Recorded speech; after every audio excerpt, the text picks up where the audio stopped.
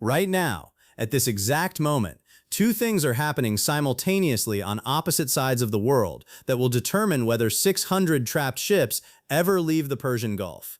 In Islamabad, Pakistan, J.D. Vance, Steve Witkoff, and Jared Kushner are sitting across from a 71-member Iranian delegation led by Parliament Speaker Mohammad Bagher Khalibaf and Foreign Minister Abbas Araghchi.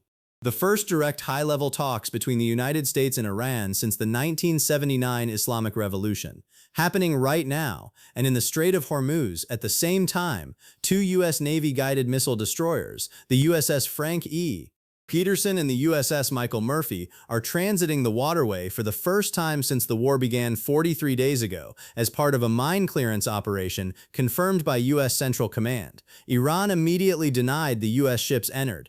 The IRGC vowed a strong response to any military ships passing through, and Trump posted on Truth Social that all 28 of Iran's mine-dropper boats are lying at the bottom of the sea. Three conflicting narratives, one narrow waterway, and the most important diplomatic conversation between two former enemies in 47 years happening in a convention center in Pakistan, while warships move through mined waters outside. This is what is happening today, all of it verified, all of it significant. Let's start with what is officially confirmed and precisely what it means. U.S. Central Command said Saturday that the USS Frank E. Peterson and USS Michael Murphy had transited the Strait of Hormuz and operated in the Arabian Gulf as part of a broader mission to ensure the strait is fully clear of sea mines previously laid by Iran's Islamic Revolutionary Guards Corps.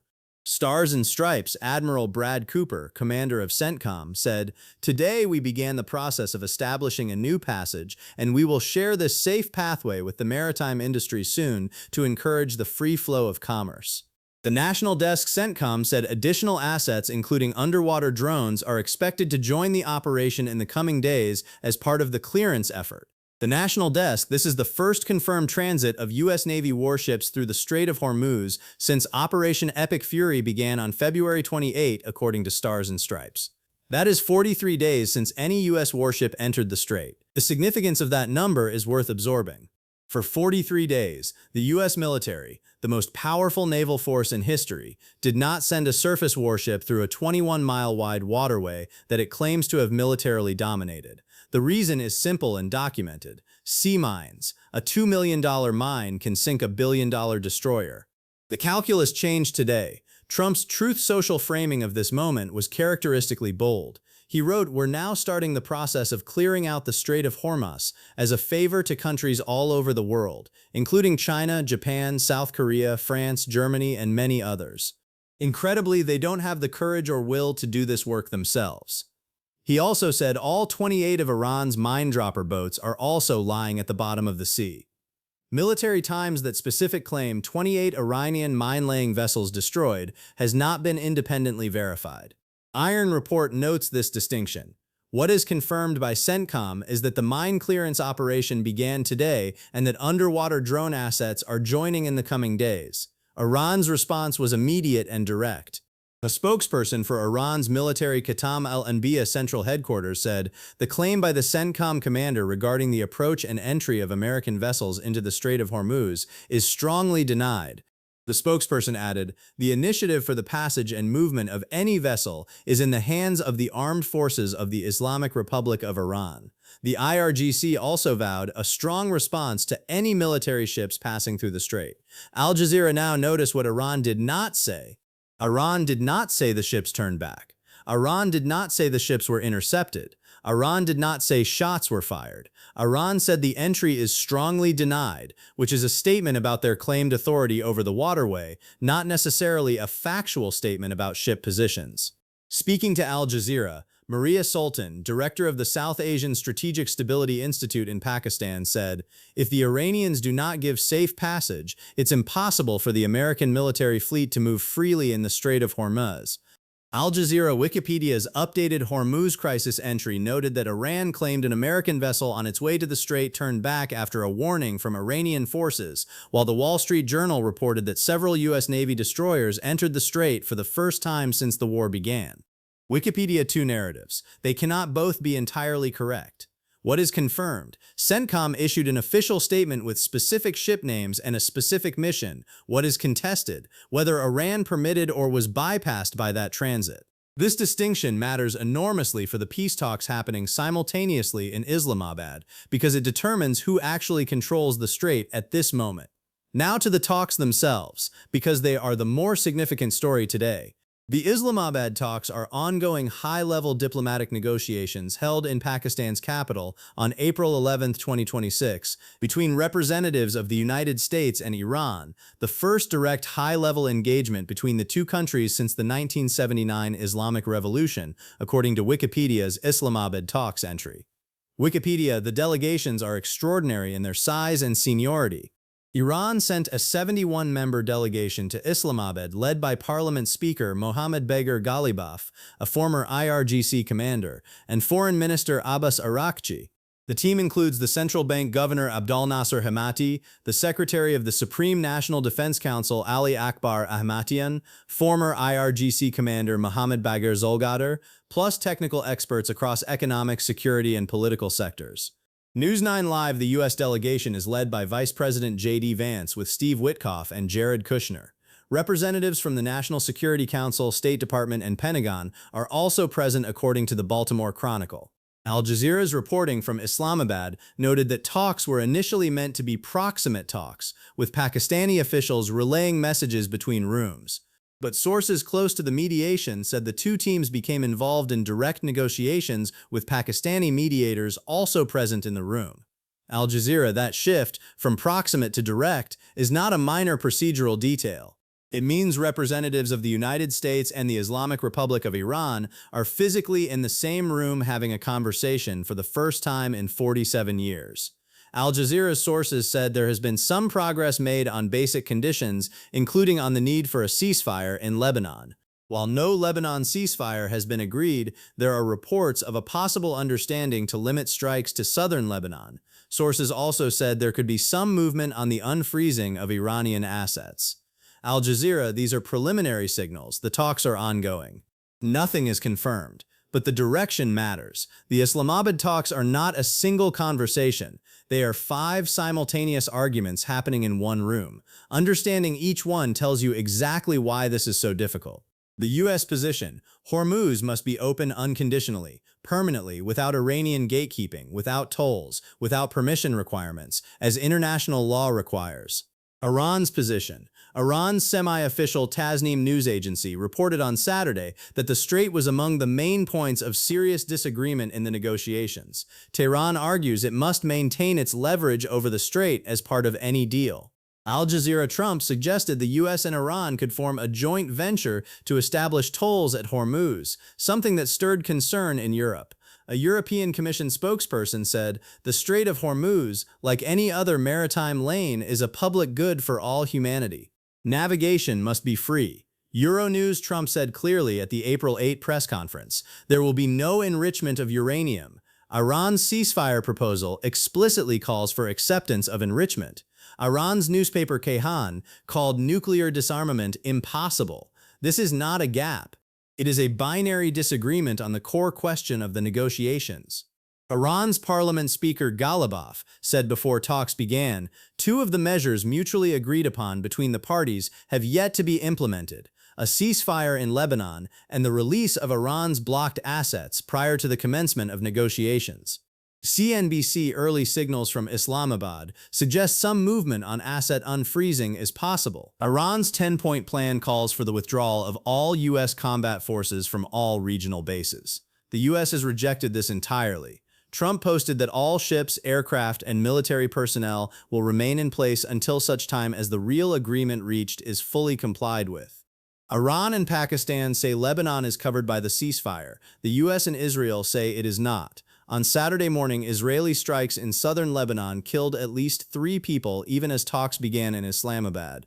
News 9 Live: Iran considers Israeli strikes a ceasefire violation. The U.S. considers Lebanon a separate conflict. Until this is resolved, Iran retains the right, under its own framing, to close Hormuz again at any moment. Even if Islamabad produces a breakthrough, and nothing is confirmed yet, there is a physical problem that diplomacy alone cannot immediately solve. According to unnamed American officials cited by the New York Times, Iran has been unable to open the Strait of Hormuz to more shipping traffic because it cannot locate all of the mines it laid in the waterway and lacks the capability to remove them. PJ Media read that again. Iran laid the mines. Iran cannot find all of them, and Iran cannot remove the ones it cannot find. This is why the U.S. mine clearance operation announced today matters beyond its military and diplomatic symbolism. The mines are a physical barrier that exists independent of any ceasefire agreement. A ceasefire does not detonate the mines. A diplomatic accord does not make the mines float to the surface. On Saturday, 3 supertankers passed through the Strait of Hormuz. The Liberia-flagged Very Large Crude Carrier Seraphos and the China-flagged VLCCs Kosporo Lake and He Rong Hai entered and exited the Hormuz Passage corridor near Larik Island, according to CNBC shipping data.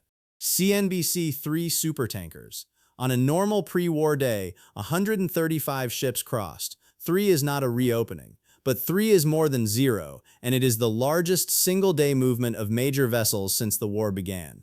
The Larik Corridor, the IRGC's alternative route running through Iranian territorial waters, remains the only path ships are actually using. The standard shipping lane remains marked as a danger zone. The U.S. mine clearance operation is beginning the process of establishing a new standard lane, but this takes days or weeks, not hours. The significance of J.D. Vance personally leading this delegation deserves full context. Iranian officials previously felt deceived by earlier envoys Witkoff and Kushner, viewing them as having led pre-war negotiations in bad faith. Iran specifically demanded Vance's participation, seeing him as the more anti-war voice within Trump's inner circle and a figure who could build trust. Baltimore Chronicle Vance, speaking before he headed to Pakistan, said he expected talks to be positive, but added, "If they're going to try to play us, then they're going to find the negotiating team is not that receptive." Al Jazeera Iran's Parliament Speaker Ghalibaf, arriving in Islamabad on Friday, said, "Our experience in negotiating with the Americans has always been met with failure and broken promises." He also said Iran was approaching the talks with goodwill and readiness to come to a deal if Washington offered what he described as a genuine agreement and granted Iran its rights. News 9 Live 2 men, both with prepared warnings, both with openings for progress. That is the precise diplomatic tension that characterizes this moment. Pakistan went to extraordinary lengths to facilitate the talks. The Pakistan Air Force mobilized JF-17 and F-16 fighters, as well as IL-78 tankers and C-130 cargo planes, to provide a protective escort and air shield for the Iranian delegation traveling to Islamabad, according to Indian media sources. Wikipedia Pakistan sent fighter jets to protect the Iranian diplomats traveling to a peace conference in a Pakistani city. That single fact, more than any press statement, illustrates how seriously Islamabad is treating its mediator role. Something unusual is happening today that is worth flagging specifically. The mine clearance operation, 2 destroyers transiting Hormuz with underwater drones incoming, is happening at the exact same moment as the peace talks in Islamabad. This is not coincidence. According to the Wall Street Journal, the U.S. is reinforcing even as it talks with Iran. More fighter jets are in theater. 1,500 to 2,000 troops from the 82nd Airborne are deploying. The USS George H.W. Bush Carrier Strike Group is coming from the Atlantic. From the Pacific, the USS Boxer and the 11th Marine Expeditionary Unit. Hot air, this is a negotiating posture, deploying force and diplomacy simultaneously. The military movements say, "We are serious about resuming if these talks fail." The diplomatic presence in Islamabad says, "We prefer not to." Trump made this explicit on Thursday when he said he would decide within 24 hours whether Iranians were serious about peace talks or whether the U.S. needed to impose what he called the world's most powerful reset. Meanwhile, Lebanon continues to burn. Israeli airstrikes at dawn on Saturday killed at least 3 people in southern Lebanon as the Islamabad talks began. News 9 Live Iran watches every strike and uses each one as leverage, either to extract concessions at the table or to justify closing Hormuz again. The diplomatic table and the military battlefield are not separate. They are the same pressure system operating at the same time. Here is what the verified record shows as of today. The most consequential single day since the ceasefire was announced 3 days ago. The mine clearance operation is real. 2 U.S. Navy destroyers confirmed in the Strait. CENTCOM official statement, underwater drones incoming, a new safe passage corridor being established and to be published for the maritime industry. This is the first physical action to address the mine problem, not just diplomatic statements about it. The supertankers are real. 3 VLCCs transited today through the Lara corridor. 3 is not 135, but it is the first meaningful cargo movement since the ceasefire. The direction matters even if the scale does not yet. The talks are real. J.D. Vance and Mohammed Bagher Khalibaf are in the same building in Islamabad. Direct negotiations confirmed. Early signals of possible movement on Lebanon and frozen assets. 5 core issues: Hormuz control, enrichment, sanctions, U.S. military presence, Lebanon, all on the table simultaneously. What is not resolved: the fundamental disagreement between the U.S. and Iran over who controls Hormuz permanently. Iran's position that it maintains leverage over the strait is irreconcilable with the U.S. position that the strait is international waters requiring no Iranian permission. One side will have to move. Neither has moved yet. The ceasefire clock has 11 days remaining. The mine clearance operation is in day 1. The Islamabad talks are in hour 1. The USS George H.W. Bush Carrier Strike Group is steaming from the Atlantic. All of these things are happening simultaneously, right now, today. The question the next 11 days will answer: does the combination of diplomatic presence in Islamabad and military presence in Hormuz produce a durable agreement, or does it produce the next escalation? This video is based entirely on verified public reporting. Sources: U.S. Central Command official statement, Stars and Stripes, Al Jazeera, Bloomberg, CNBC, NBC News, Military Times, Wall Street Journal, Wikipedia, Islamabad Talks, Wikipedia 2026 Hormuz Crisis, Wikipedia 2026 Iran War Ceasefire, Euronews, Associated Press.